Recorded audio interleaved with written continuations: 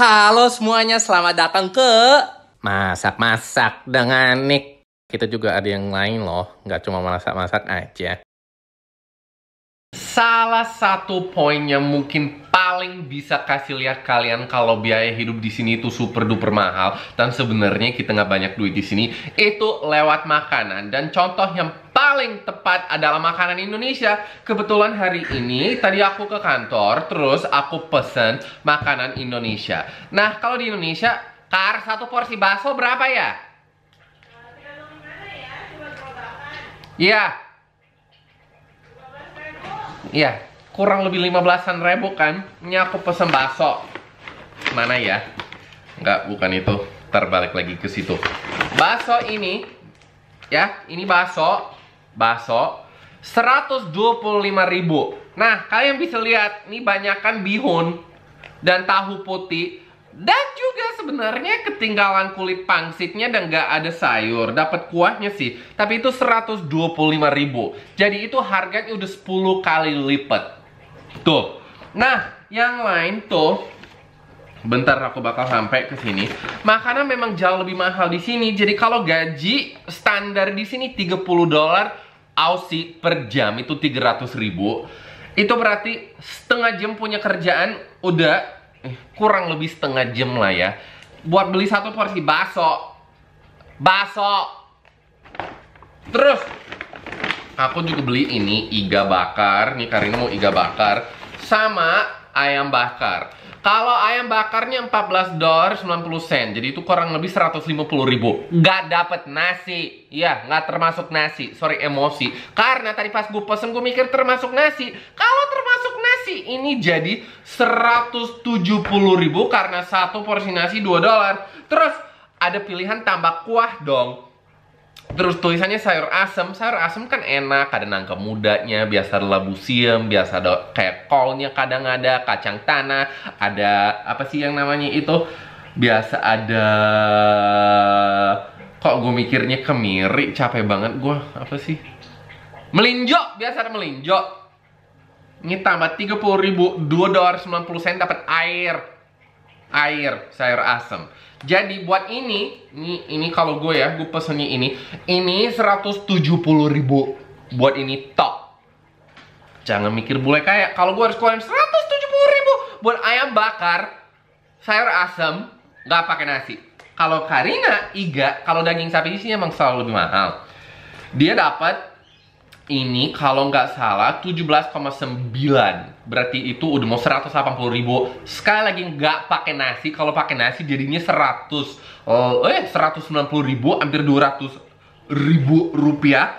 Terus dia mau tambah soto Betawi, airnya dong, nggak dapat isian apapun. Kayaknya ada satu ini bunga lawang, sengaja pakai rempah asli. Tapi ini sendiri nggak pakai nasi udah 200.000. Jadi tolong jangan mikir bule tuh banyak duit. Bule tuh kalau ke Indonesia memang duitnya banyak. Kalau misalkan gaji gue di sini kurang lebih $20 per jam, itu 200.000 per jam. Itu iya nyampe Indonesia gue bisa makan 10 porsi bakso, tapi di sini baru satu porsi, jadi sesuai. Lanjut ke topik selanjutnya, aku bakal kasih tahu kurang lebih di sini kalau kita mau naik transportasi umum, kalau kita mau sewa rumah, beli rumah, harganya segimananya. Biar kalian bisa lihat sebenarnya kalau di Australia, khususnya di Sydney, salah satu kota paling mahal sedunia, biaya hidupnya berapa. Nah, hari ini aku mau bahas biaya hidup di Australia. Karena itu menurut gue ya, itu salah satu kesalahpahaman terbesar di Indonesia tentang bule. Kalau kita lagi jalan-jalan ke Bali, kalau kita ke Jakarta, asumsinya tuh ya bule tuh banyak duit. Gue pernah ke Palembang, gue pernah ketemu sama temen gue, terus dia langsung ngomong, lu aja traktir nih, lu bule, lu pasti ada duit. Gue itu sebenarnya udah sering kejadian sih. Bukan cuma di Palembang, tapi yang paling klik ada satu temen di Palembang yang langsung ngomong gitu. Padahal dia jauh lebih berada dibanding gue. Tapi karena gue bule, asumsinya adalah bahwa kami tuh sangat-sangat berduit. Jangan salah. Nah, kalau dari perspektif gaji rata-rata di Australia itu kurang lebih $75.000 per tahun. Itu 750 juta. Nah, di kuping orang Indonesia itu kayak, wow, buset tuh banyak banget. Itu hampir 1 M. Betul, kalau di Indonesia tuh banyak banget. Tapi hari ini aku mau jelasin ke kalian sebenarnya itu dapat apa aja di sini. Kayak orang masih bisa nabung nggak dengan duit segitu? Orang sebenarnya bisa beli rumah nggak dengan duit segitu? Jadi pertama-tama kita mau bahas biaya hidup sehari-hari gitu.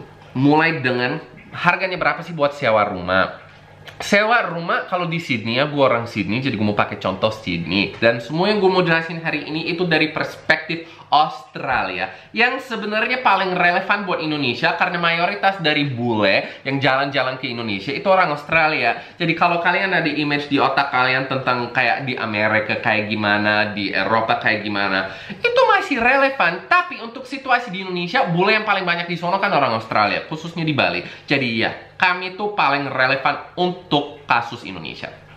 Jadi, untuk sewa rumah di Sydney biasa mulai dengan harga 300 sampai 450 dolar per minggu. Jadi itu 3,5 sampai 4,5 juta per minggu. Itu sebenarnya udah murah. Itu biasa studio apartment, yang artinya dapur sama kamar tidurnya nyambung. Jadi kayak kamar hotel gitulah, itu paling gampang. Kayak kamar hotel. Itu buat kurang lebih 3 sampai 400 dolar per minggu itu dapat.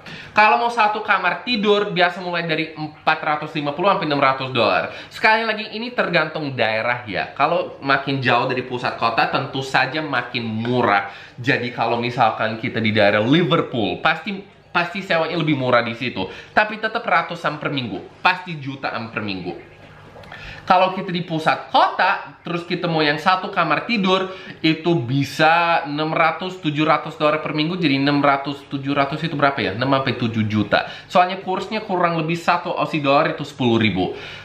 Kalau aku sebut dolar dari sekarang sampai selesai video ini, maksudnya dolar Australia. Jangan pakai kurs ke US dollar, karena ya itu bukan sesuatu yang sebenarnya umum dipakai secara internasional sih. Emang di Indonesia itu kayak standar gitu kan buat kayak duit luar negeri. Tapi kita tuh di sini kurang paham kursnya ke US dollar. Jadi ya, 1 dolar kurang lebih ceban atau 10.000 rupiah.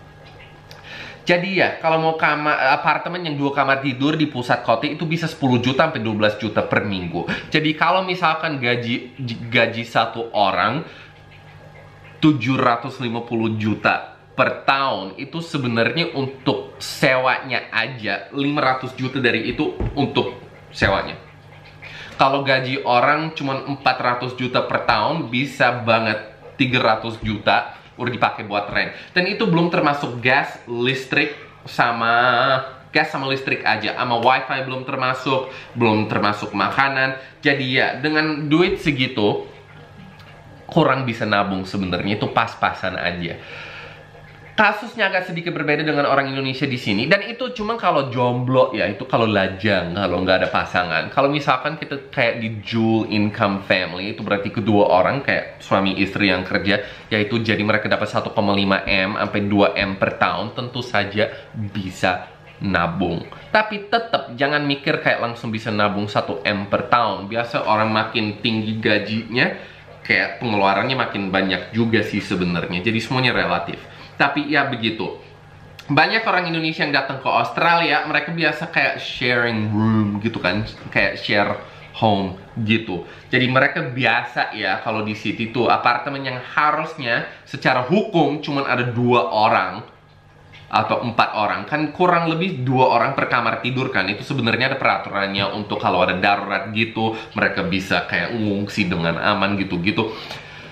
Harusnya cuma 2 orang per kamar. Tapi banyak orang Indonesia di sini, dan pasti banyak kayak orang dari luar negeri yang datang ke sini dari macam-macam latar belakang yang berbeda. Aku cuma tahu kasus Indonesia. Aku tahu mereka biasa cuma keluarin kurang lebih 1,6 sampai 2 juta per minggu, yaitu 160 sampai 200 per minggu. Tapi biasa per kamar tidur ada kurang lebih 4 orang. Jadi tempatnya jauh lebih sempit. Tapi makanya mereka bisa nabung terus pulang ke Indonesia dengan duit yang lumayan banyak untuk lanjut hidup di sini. Enaknya tuh kalau minimum dapat 900 juta per tahun, itu udah makin enak hidupnya. Jadi ya, itu kalau sewa rumah. Kalau beli rumah, Sydney tuh salah satu kota paling mahal sedunia. Dan memang udah jadi masalah di sini karena banyak orang gak bisa beli rumah karena harganya kemahalan. Jadi yang generasinya aku tuh ya, kita tuh gak bisa beli rumah karena buat DP-nya kan perlu 10%. Jadi 10% dari harga yang biasa mulai ya, dari rumah yang lumayan kecil 4M. Berarti kita harus sudah ada 400 juta untuk depositnya aja. Terus kita juga harus ada bukti kalau kita bisa bayar pinjamannya juga ya lewat cicilan. Jadi ada masalah banget. Dan 400 juta tuh 400 juta 4M buat satu rumah 4 miliar rupiah ya, itu lumayan jauh dari pusat kota. Kalau di pusat kota yang untuk satu kamar tidur mulai dari 6M, berarti kita harus ada 600 juta udah siap buat depositnya.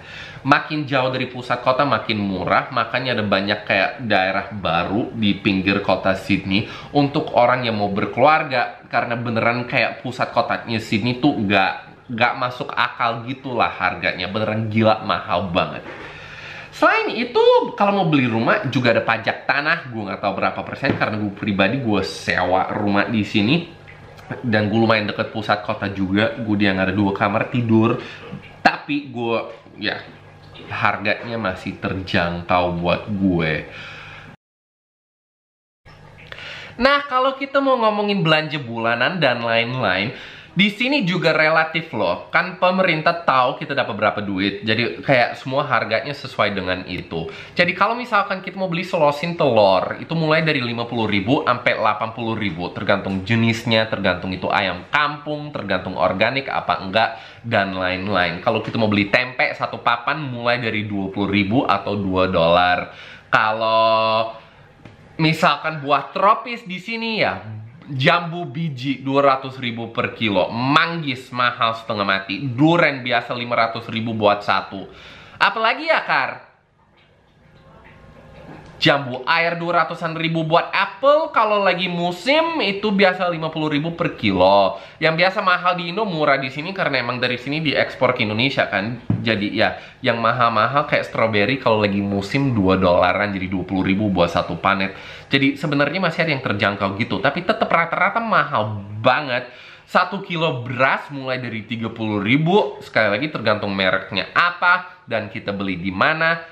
Makin banyak yang dibeli, misalkan kalau kita beli karung yang isi 20 kilo itu tentulah lebih murah. Dan ya, belanja di sini, belanja bulanan kurang lebih perlu 5 juta per bulan. Itu paling aman. Kalau kita mau bungkus makanan, aku bakal kasih lihat makanan Indonesia itu kayak gimana di slide selanjutnya. Di slide kayak gue lagi presentasi aja, maksud gue di bagian selanjutnya gue bakal kasih lihat makanan Indonesia tuh sebenarnya berapa duit. Tapi ya rata-rata mahal. Paling murah keluar makan di sini $10 per orang dan itu jarang termasuk minum. McDonald's emang lebih murah, tapi rata-rata ya kalau mau makan enak satu porsi gitu $10 tuh udah murah banget. Kalau kita mau keluar sama temen ke restoran yang lumayan oke, belum sampai restoran mewah ya, minimum 300.000 per orang, 400.000 atau $40 kalau mau pakai minum.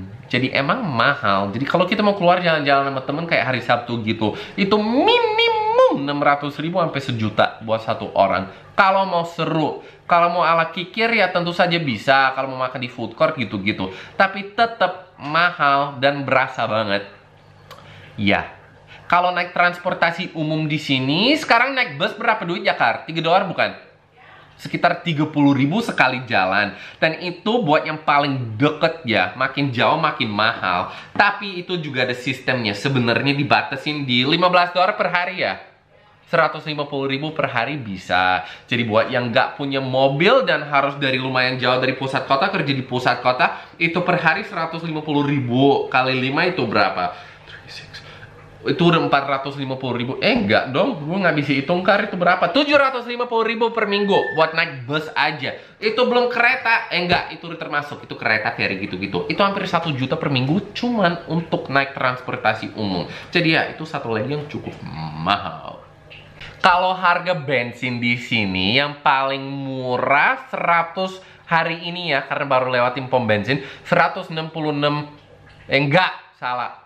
16.600 per liter. Itu kan $1.60, betul. Buat yang paling mahal, yang paling premium itu kurang lebih 20.000 per liter. Jadi bensin di sini emang cukup mahal. Tapi kalau kita ke supermarket tertentu, kita bisa ambil bondnya gitu, terus ada kayak vouchernya di bawah gitu. Bisa diskon 4 sen per liter, yang kurang lebih 400 rupiah per liter. Yang nggak sampai jauh beda ya harganya. Tapi tetap ngaruh lah kalau isinya sampai full tanknya, sampai penuh. Kalau gas di sini kan kita pakai gas kayak buat kompornya gitu kan, dan itu langsung ada salurannya dan ada supply-nya yang langsung masuk ke rumah. Itu biasa kita bayarnya per 3 bulan. Per 3 bulan biasa 4 juta. Kalau untuk listrik untuk 3 bulan, sekali lagi tergantung pakai AC apa enggak, tergantung air panasnya pakai listrik apa enggak, itu sekitar 5 juta sampai 10 juta per 3 bulan. Jadi itu juga lumayan mahal. Jadi kalau dihitung-hitung, sebenarnya orang di sini cuma dianggap bener-bener mapan banget kalau mereka tuh pasangan yang dua-duanya udah ada gaji. Itu beneran udah paling enak. Tentu saja ada kerjaan tertentu, misalkan real estate agent tuh duitnya bagus banget, tukang ledeng di sini duitnya bagus banget. Nggak kayak orang susah di sini ya, cuman harus relatif. Kan gaji rata-rata di Indo sekarang berapa ya? 2-4 juta per bulan, ya nggak, Kar? Sekitar segitu kan, jadi relatif dengan segitu ya udah harganya lebih murah. Kalau aku dengan gaji 750 juta per tahun datang ke Indonesia dan jalan-jalan, ya tentulah ada duit, kan beda kursnya. Tapi pas pulang rata-rata kerek kok. Standar aja. Makanya kita keluar negeri buat nikmatin kayak suasana kayak mau foya-foya gitu. Karena di sini kagak bisa. Liburan di Australia itu luar biasa mahal banget. Kalau gue berempat sama keluarga gue sekarang, lebih murah gue jalan-jalan ke Bali selama 10 hari daripada gue ke Queensland, yaitu provinsi utara di Australia, sama 4 hari. Harganya pun buat 4 hari kayak 3 kali lipat gue ke Bali. Jadi ya, emang mahal di sini. Apa-apa bayar. Aku mau parkir di depan rumah aja ya, gue harus dapat permit buat mobil gue. Buat permit mobil gue tuh 1,2 juta per tahun. Asuransinya 10 juta per tahun, karena wajib ada asuransi. Terus ada apa lagi gitu? Oh, buat plat mobilnya itu kan harus bayar tahunan juga.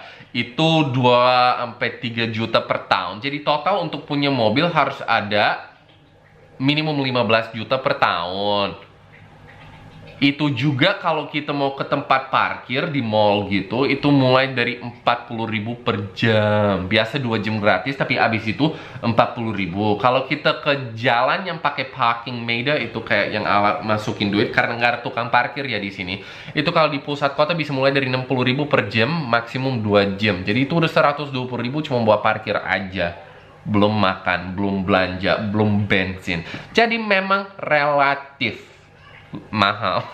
Mahal di sini. Jadi semoga itu kasih kayak image buat kalian sebenarnya di sini semuanya berapa duit, dan ya semoga bermanfaat infonya. Kalau kalian pengen tahu ada apa lagi yang berapa duit gitu, mau tahu, bang penasaran ini berapa duit, yang ini berapa duit, ya komen aja di bawah. Tentu saja gue bakal balas, kasih tahu di Australia itu harganya berapa. Dan itu dia, terima kasih banyak sudah nonton. Jangan lupa like, share, dan subscribe. Tolong, bentar lagi 100.000, boleh nggak tahun ini? Tolong dong guys. Hatur nuhun, terima kasih, kamsya.